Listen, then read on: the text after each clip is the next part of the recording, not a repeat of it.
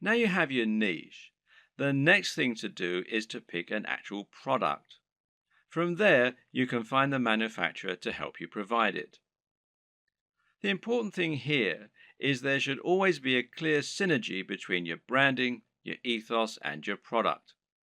That is to say, you should have a real affinity with the product and be selling it as an extension of your mission statement.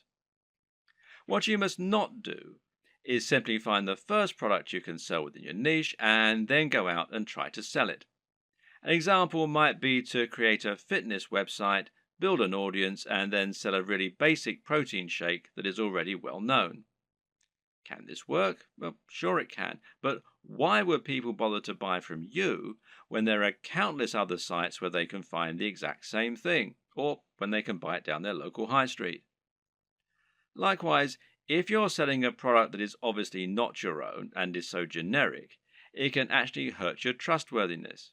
It's clear that you're trying to make money, which isn't a bad thing in itself, but you're not offering any unique value in return. You're just saying, oh yeah, and why not buy this generic product while you're here?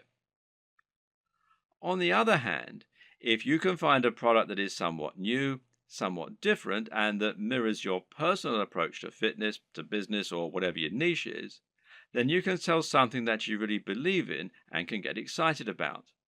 And this is something that will come across and make itself apparent for your visitors too.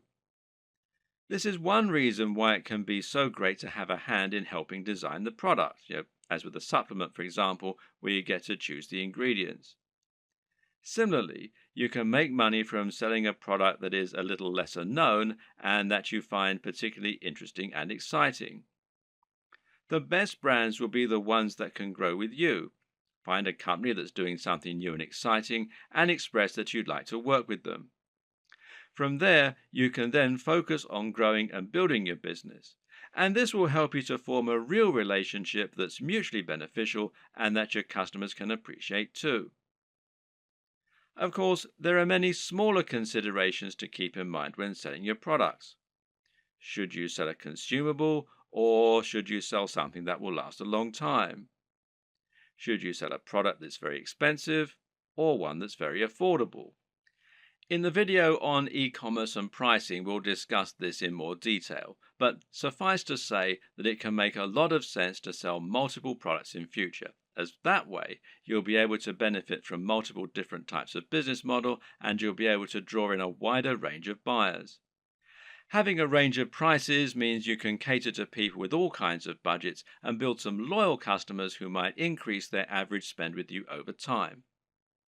For example, a cheap consumable has the distinct advantage of being something that will keep your visitors coming back. If you sell a protein shake, for instance, then your buyers will probably want this about once every month.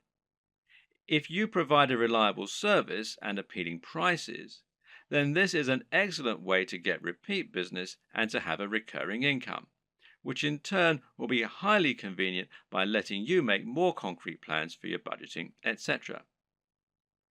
Another option is to run a box business. Now, these are businesses that sell selections of products on a recurring basis.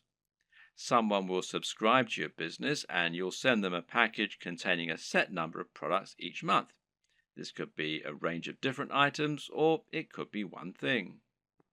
Loot Crate, for example, is a business that sends pop culture merchandise to comic book and games fans.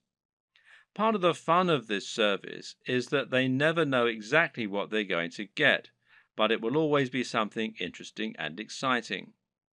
Then again, you also get men's grooming services that send the same selection of consumable razors, shaving foams, etc. to their customers every month. This is a different way to create your dropshipping business, one that allows you to add some real extra value and also to promote the products of your partners in an exciting way.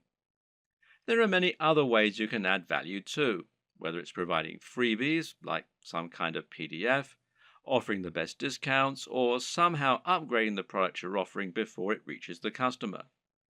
Whatever you decide, the big question to ask yourself is, what value are you providing?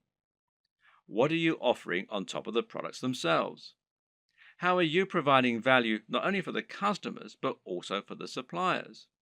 And what advantages do they get by coming to you instead of going to somewhere like Amazon? Finally, of course, you need to ask yourself what types of products will sell well. And this is particularly important when you first start out and you perhaps only have one item to begin with.